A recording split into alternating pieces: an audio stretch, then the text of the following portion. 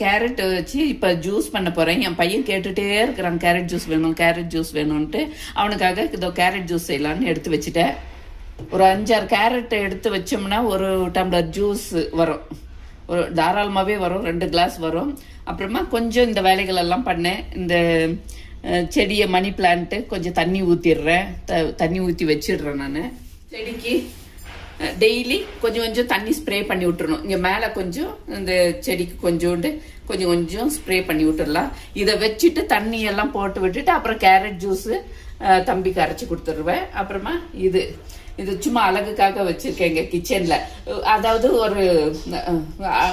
ஒரு நல்ல வைப்ரேஷன் வரணும்னா, ஒரு நல்ல சமையல் செய்யறதுக்கு ஒரு நல்ல எண்ணம் வரணும்னா இதை வந்துட்டு இந்த மாதிரி கொஞ்சம் அழகுபடுத்தி வச்சுட்டோம்னா கொஞ்சம் நம்மளுக்கும் இன்ட்ரெஸ்ட் இருக்கும் சமையல் செய்யறதுக்கு.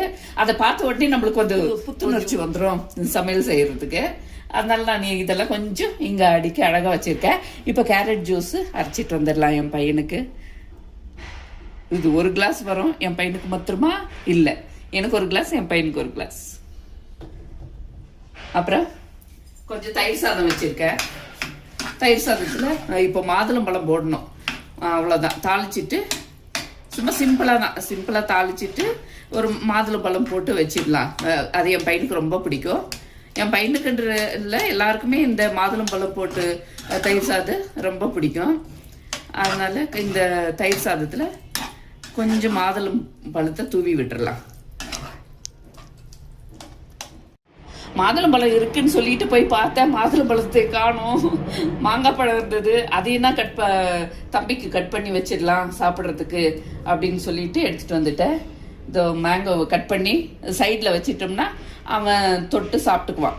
இதுக்கும் தயிர் சாதத்துக்கும் மேட்ச் பண்ணிக்குவான் அவன். பாருங்க, இதை கட் பண்ணிட்டு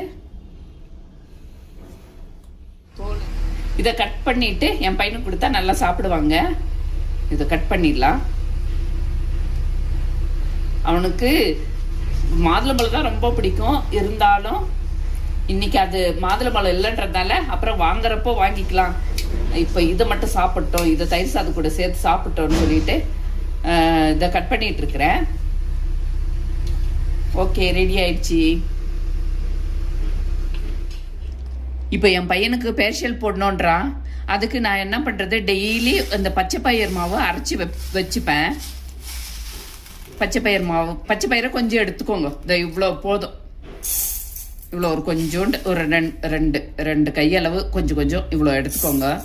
எடுத்துட்டு இதை மாவை அரைச்சிடணும். நல்லா நைஸாக பொடி பண்ணி வச்சுக்கணும். நம்ம நைஸாக பொடி பண்ணிட்டு கொஞ்சம் தயிர் கொஞ்சம் ஒரு 2 ஸ்பூனு தயிர் ஊற்றிட்டு இதில் 1 ஸ்பூன் போட்டுட்டு 2 மிக்ஸ் பண்ணிக்கணும். இருங்க, இப்போ நான் பொடி பண்ணிட்டு வந்துடுறேன்.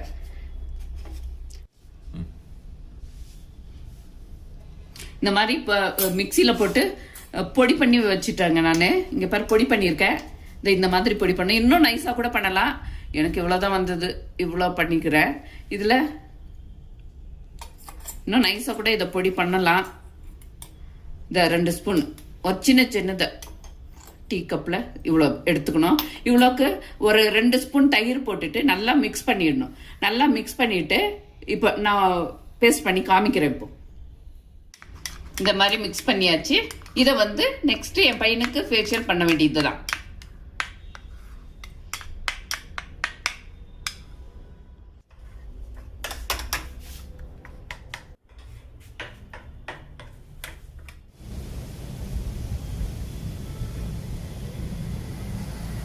காலையில் கிச்சனில் வேலையெல்லாம் முடிச்சாச்சு. தயிர் சாதம் பண்ணியாச்சு டிஃபனுக்கு.